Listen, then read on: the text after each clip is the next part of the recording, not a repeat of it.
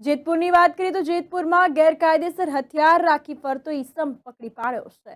પોલીસે જેતપુરના જીમખાના ગ્રાઉન્ડમાંથી ગેરકાયદેસર પિસ્તોલ સાથે એક યુવકને ઝડપી પાડ્યો. જેતપુરના તકિયા શેરીમાં રહેતો જુનેદ વલીભાઈ ચૌહાણ, જેની ઉંમર 35 વર્ષ હોવાનું સામે આવ્યું છે, તેની ધરપકડ કરવામાં આવી છે. તો દેશી બનાવટી તમંચા સાથે પકડાતા આર્મ્સ એક્ટ હેઠળ ગુનો નોંધી કાયદેસરની કાર્યવાહી હાથ ધરવામાં આવી છે.